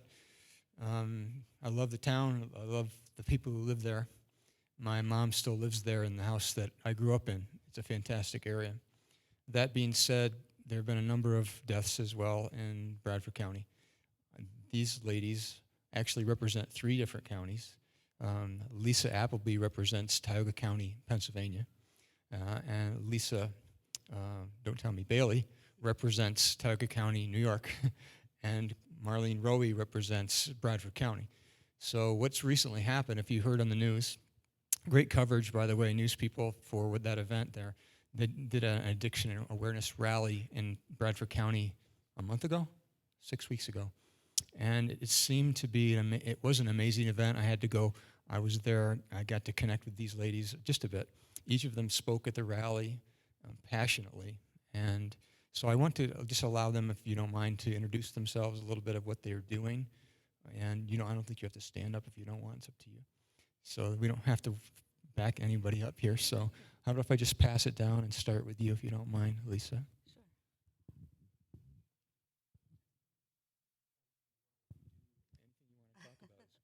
Okay. Okay. Like you said, I'm Lisa Bailey. I live in Waverly, born and raised in the Valley, so the Valley is my hometown. I run a community group called Valley Aid, Addiction and Drug Education. We started up Valley Aid a little over 2 years ago. Started it up with the hope to help the one family, help the one person. We use the Starfish story. If you've never heard it, please look it up. I'm not going to waste your time, but we use the Starfish story because we want to help that one family. My son has overdosed 4 times, but by the grace of God, he's still here. He is one of the lucky ones who has been saved twice by Narcan. Our Waverly Police Department carries the Narcan. And I was actually speaking to a Waverly police officer today. We have a very good connection with them. And he said to me, we were talking about Narcan, and we were also talking about a new drug that unfortunately is making their rounds into our area now, the W18. He said to me, he said, it's getting depressing. He says, it's getting frustrating. He said, we save these lives. He said, and some of them we have saved over and over again. And that over and over again would be my son. Is my son clean today? I don't know. Is it depressing? Yeah. But I want to tell you something that makes it all worthwhile. You're going to hear Lisa Appleby's story in a minute.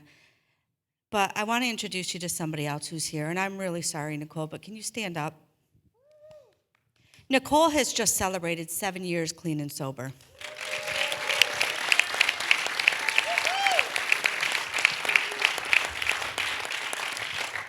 So when you feel like you're fighting a battle that just never ends, and you feel like it just goes on, and you get frustrated, and you're depressed, and you're saving these lives, and these drugs are just overcoming you. And I have to tell you, today has not been a good day for me.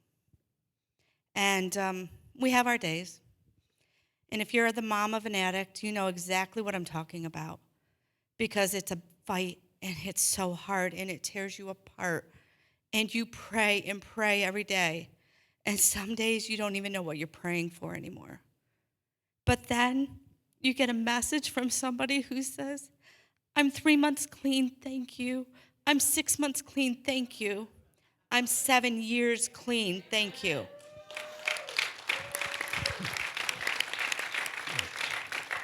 So why do I do what I do? I do it for Nicole. I do it for Lisa Appleby. I do it for those ones that need it. And it's hard. Oh, it's so hard. As a matter of fact, I've gotten some text messages tonight from another family that's going through some problems. It just never ends, 24 hours a day. You get these phone calls. But that's why we do it. We help anywhere from 3 to 5 families a week get into rehab centers, and we can do it. It's sad, but we do it. We can get them into counseling. We help them. So after the Towanda rally, which was amazing, and if you weren't there, I wish you would have been there, because I'm telling you the truth. I don't know if you're religious or not, and I am, and God moved that night. And God didn't just move in me, he moved in thousands of people that were there that night. The best part about it, though, was what happened afterwards. Keith Kinsman, who ran the rally, came up to us afterwards, and there were, I don't know, 20 to 30 different tables set up that night. And he said, we need to do more than just a rally. We need to do more than just get together. He said, we need to do more than just tell you that things are bad. We need to provide hope. So what he did was he put together a group. It's called EMAC, Endless Mountain Addiction Association Committee. That right? And what EMAC is it's a bunch, I think we have about 18 to 20 different groups associated with EMAC right now. And there's a number that you can call at any time, anybody can call, and you have those expert knowledge of those 18 to 20 different groups and everybody associated with those groups that can help you with anything from counseling to getting into rehab to just somebody to talk to. So if you want to know more about EMAC, you can contact any of us, and I'm sorry, I'm taking up the time. But I want to tell you just one thing real quick. I just want to tell you, hope is a word for me, and I've had a lot of talks about hope, and hope is difficult because you tend to lose hope sometimes. When you're dealing with an addicted child, you lose hope. But I looked up hope in the dictionary, and do you know that hope actually means to look forward to believe, and to trust? And we don't have to really know what we're trusting in or what we're believing in. All we have to know is that there is somebody there for us. So I'm sorry to go on this, I'm sorry. But if you want to know more about Valley Aid is amazing, it's wonderful. We have community meetings twice a month now. Our meeting on Saturday is about recovery is beautiful. So if you want to know more about our thing, I'll gladly tell you, but I'll pass it on now because I talk forever. But thank you all for listening to me.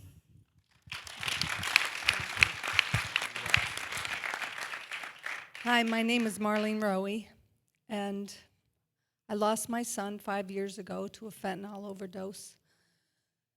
And so I was a single parent, to be honest with you. I raised my kids I have 3 children. They were 2.5, 3.5, and 5. Brandon was 5.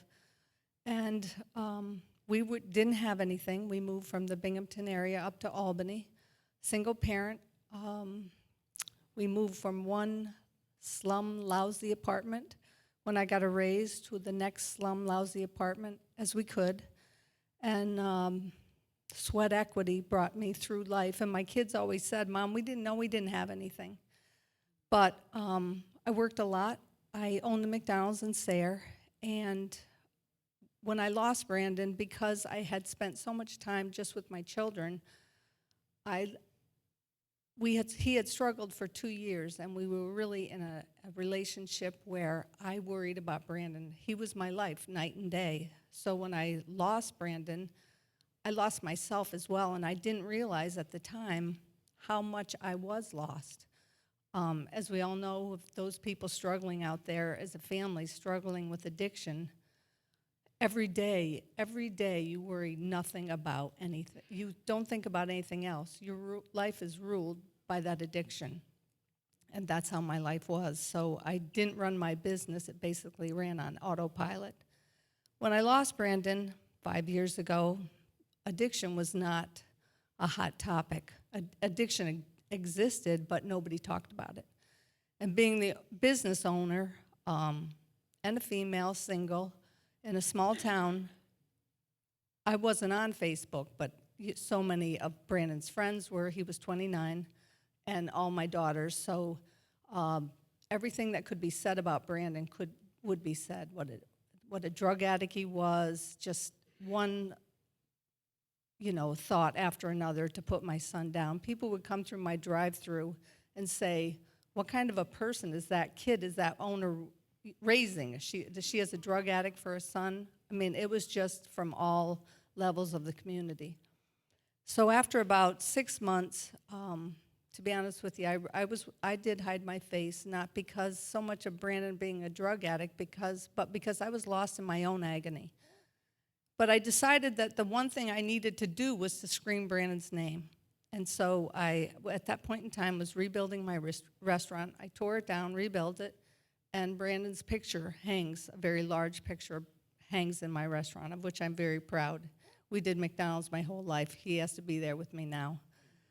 But I went out into the community. I put things in the paper. I started a group. I went to the sheriff and went to the law enforcement and started a group. It's called Narcotics Overdose Prevention and Education. Excuse me. And we go into the schools and we talk to the schools targeting 5th grade up to seniors.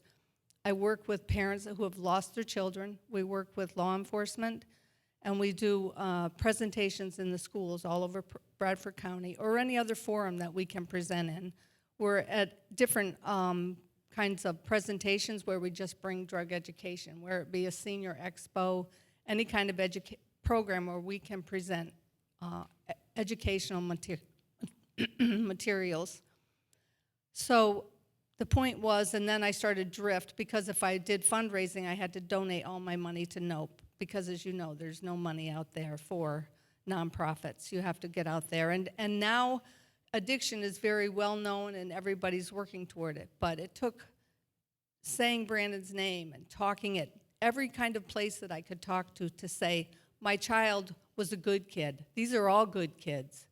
It's just that addiction is something that we need to bring out of the closet and speak about. And so we do that, and we try to do as much as we can to speak to the young people in our schools so that we can stop it there and not let it reach the point where Lisa Appleby have to work with recovery. So that's what we do. Thank you.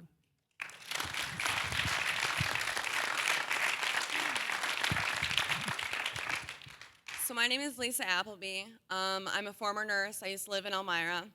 I used to work for Elmira City School District, and I'm also a recovering heroin addict with 3 years clean.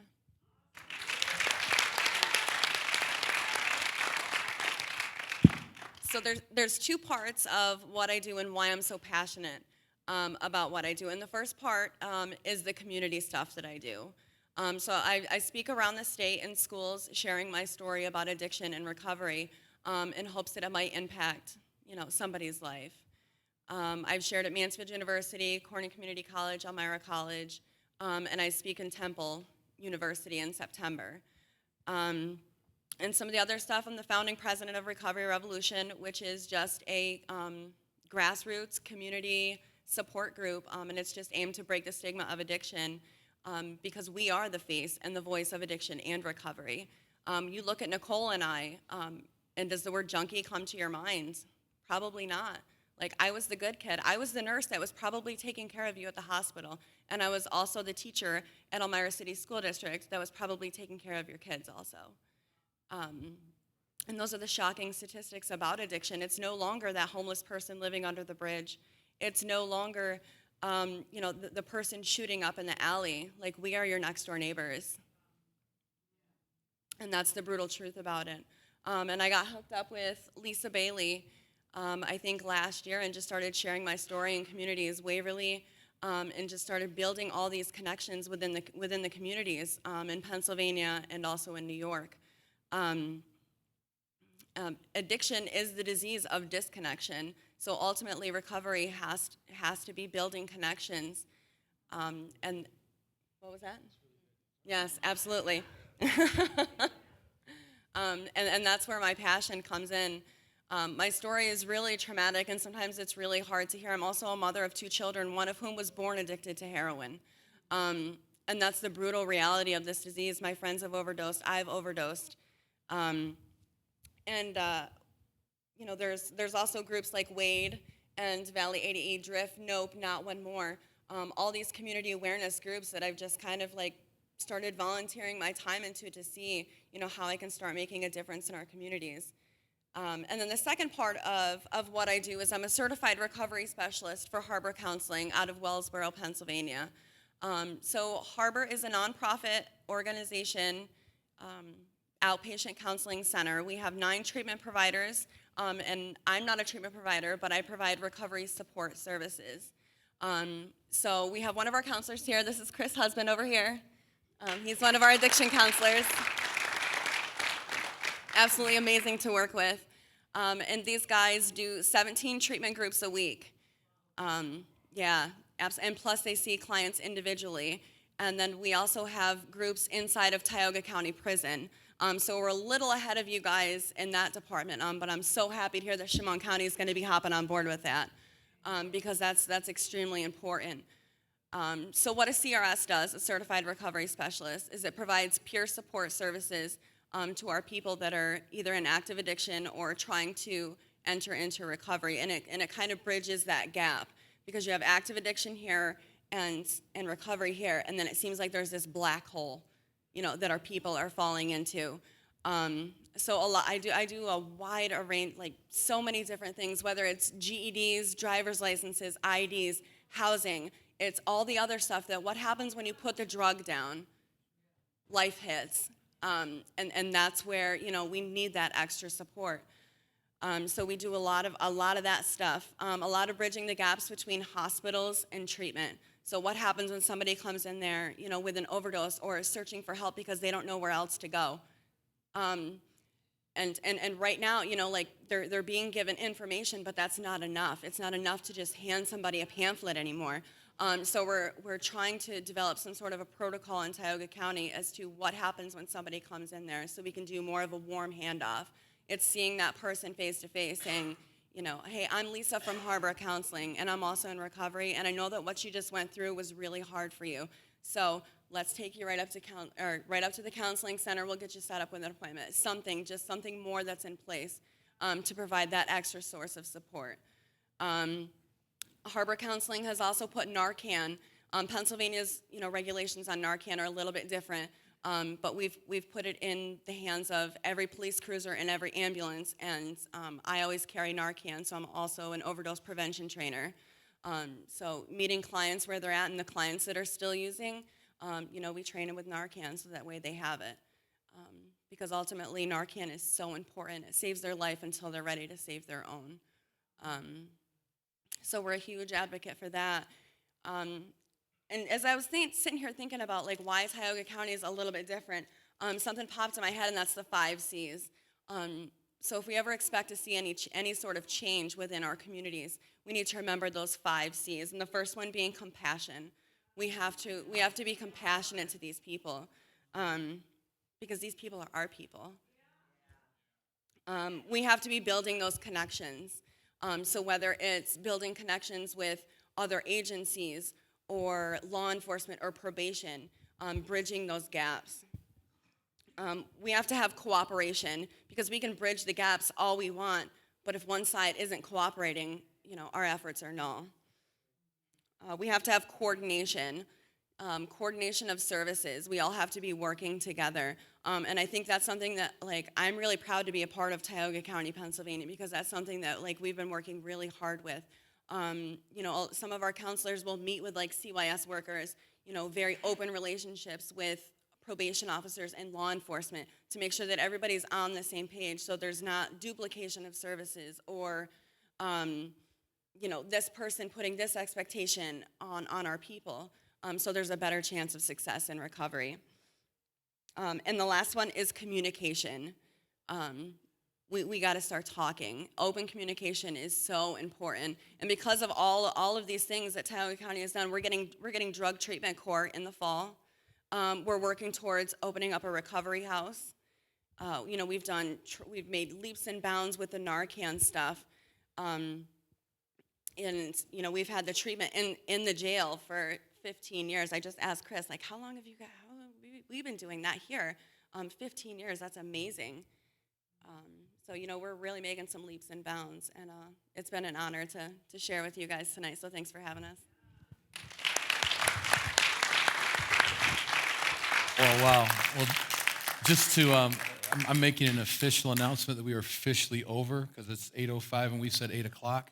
But I just, for those who, are second shifters, if there's any questions that you guys have, I just want to make a couple brief announcements. Next month, July 14th, it's a Thursday night, we'll be having our next town hall. So if somebody, we're going to be having other guests, other stories, other real life experiences, other data that we would have gathered in the last month. This stuff's, Brian will attest, this stuff's changing as quickly as the stuff's coming in. People's lives and people's stories are at stake. And there's new things, and we're discovering new things all the time. And we really want to, I think communication, the 5 C's were amazing. And I think a lot of those have been demonstrated here tonight. But we want to invite you, if you guys would like to, on July 14th, a Thursday night, 6 o'clock. Again, the same thing. And you might not think this is a big deal, but that 6 o'clock time frame where there's some snacks going on and stuff, that you guys get to network and connect with people, I think that's a big, big deal. We've heard some amazing information from amazing people, amazing stories, and don't miss the opportunity to connect those things together. The other thing, and Brian, we're gonna put this information on our website, but is there a place, where would they go if people wanted to connect at least in our county, and then I'll have you guys say for your county as well. Is there a site to go to that you'd suggest for? Well, it depends what you're looking for. So Trinity has its own website. St. Joe's has a website, but we also have 2 Chemung County specific websites that cover a gamut of mental health, substance abuse, developmental disability services. One is called Aroundja, but it's spelled oddly. It's AROUNJA.com. And then there's Network of Care. And Network of Care, there's multiple. It's based out of California, but Chemung has a version of it as well. And then we have our own locally created suicide prevention website. I'm not sure it'd be so applicable on that website, but definitely on Aroundja Network of Care. So what we'll do is we'll accumulate all of this. This will be really, really, really easy, and put links on there. Our IT guys here tonight, but journey-center.com. And then, so you don't have to Aroundja, what that was. We'll be able to, and we'll put links on there and where they're specific for both Chemung County, Tioga County, Bradford County. We can have those things on there so that you can get information, and even we'll put these videos up from the last 2 town hall meetings so you can hear the stories that from Brian Hart, from the different doctors, from Larry Parker, the different ones that spoke tonight, and have those available to you just so that you can share them with other people and refer back to them if there's something that, somebody in your life that needs to know that. But with Scott, that, could I just add one thing? Yeah. I was very impressed by this panel, by the way. Your passion is unbelievable. You deserve a round very, of very applause. good. Yeah, very good. But I wanted to point out one other thing, and this is crucial to what I do. Even though my job is Chemung County based, and I'm supposed to be responsible for Chemung County, we can't do it in one county at a time. So seeing 3 different counties sitting up here talking the same stuff, you know, and I can tell from listening to you, you're not only passionate, but you're willing to not be restricted by the boundaries of a county line or a state line. And we feel that same way in Chemung. When people ask us about, you know, what do we do? Can we come to here? We've been to every one of your counties with suicide prevention type discussions, et cetera. So happy to share back and forth whatever the experiences are. And I applaud you again for coming tonight. So thank you. Well done. Well done. So does anyone have any questions for these 3 amazing ladies or Manny? We have a mic. Okay. So, Lisa Appleby, you said something to the effect of addiction being a byproduct of disconnection. Can you elaborate on that, please?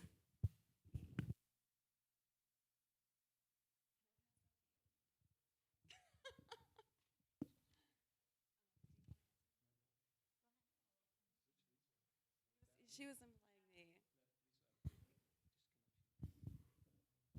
Is this on? Can everybody hear me?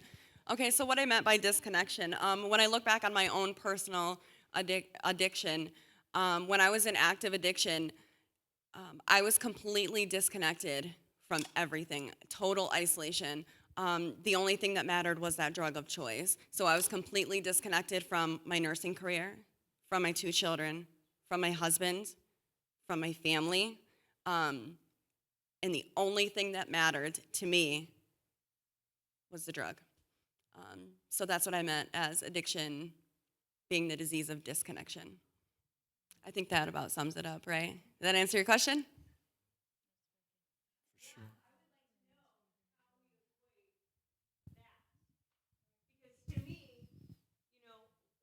We have the what Larry talked about. I mean, you have the trigger point, like you're saying, or however you put that. But there's the soul issue. You know, when you're in pain in your soul, so you isolate. So, like, I would love to hear that kind of, how do we solve that issue? So I heard somebody share at the Tawanda rally that there's 2 points to recovery. There's the treatment side and there's the spiritual side. Amen. So what was the tripping point for you? Where was that tipping point where it was like enough was enough and there was a momentum in another direction that began? What would you accredit that to? In all honesty, the only thing that I can think of, I look back on 6 rehabs, incarceration, losing everything that I cared about, a nursing license, my children, everything that I'd worked my entire life for and everything that I prided myself on. And it was a very lonely, hopeless, broken moment of desperation, when I just fell to my knees and I asked God to remove it. And that's the only thing that I can contribute it to. And God pushed me into treatment, and I was willing to accept the help, willing to stay into treatment and successfully complete it. And it wasn't until I did that and I continued to do that. There's still maintenance even in long-term recovery. It's still maintaining those connections that I've developed in recovery in order to sustain recovery.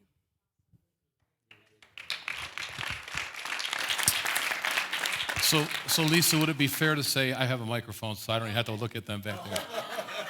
So would it be fair to say that you had an awakening or you had an encounter or you had a moment where the light, just came on, okay?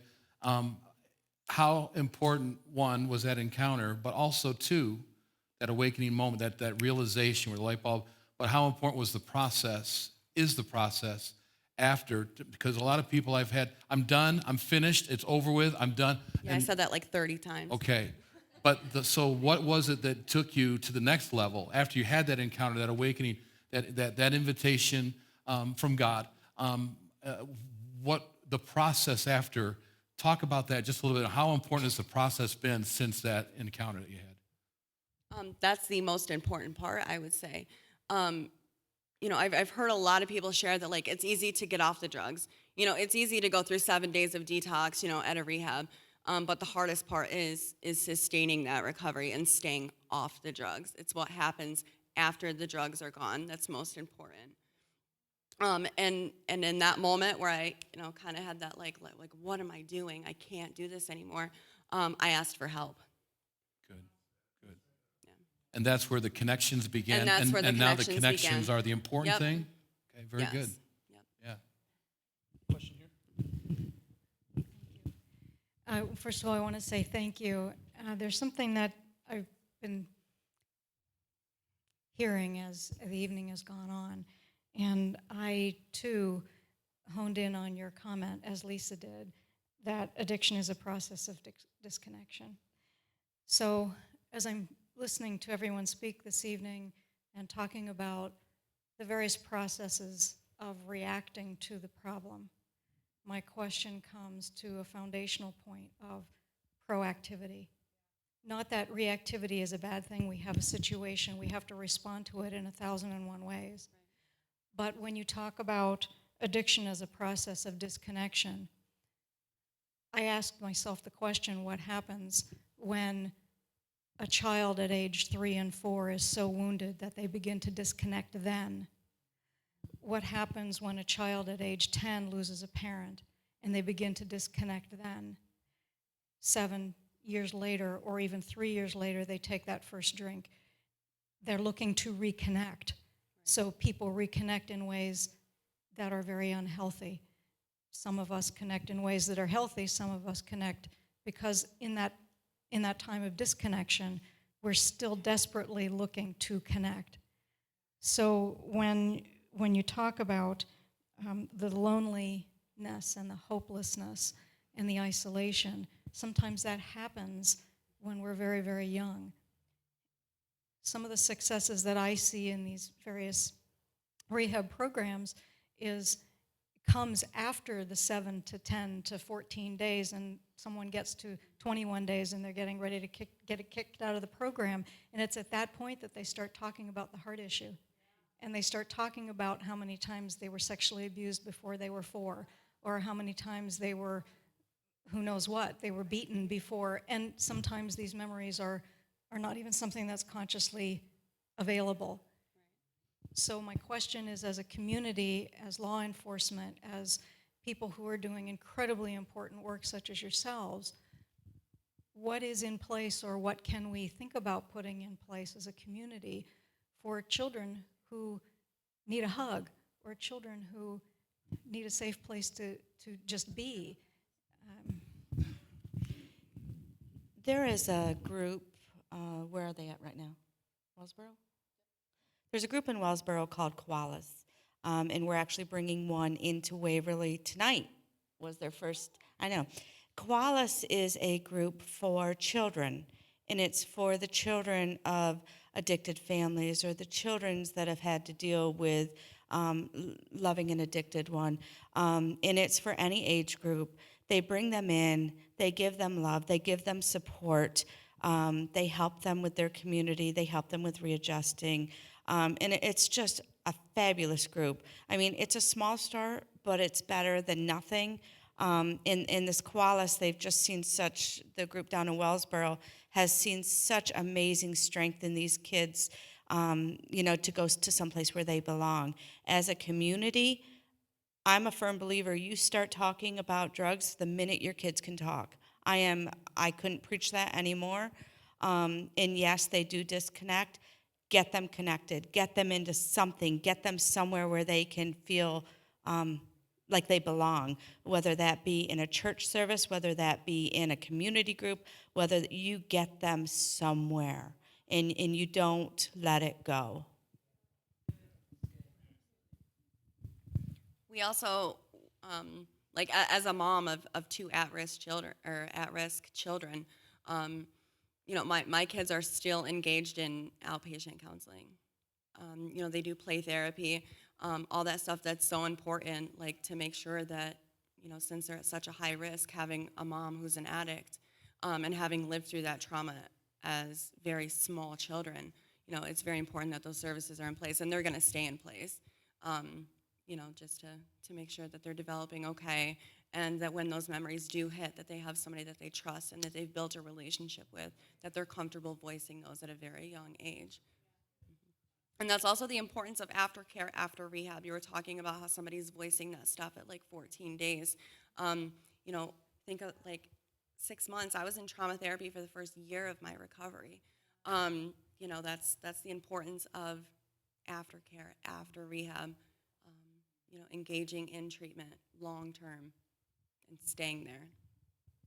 Okay, we're going to take one more, and then we're going to wrap it up for tonight.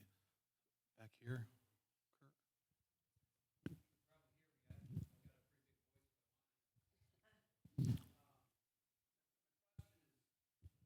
First of all, thank you, panel, for doing this. This has been outstanding, and with the kids we just talked about, that's huge to me, getting to them. But my question really is, what do you say to a drug-addicted mom who has gone through rehab in-house 5-6 times, and she says, nothing works, I'm an addict, I've been there, done that, and chooses to stay where she's at? What can you say, or what can you do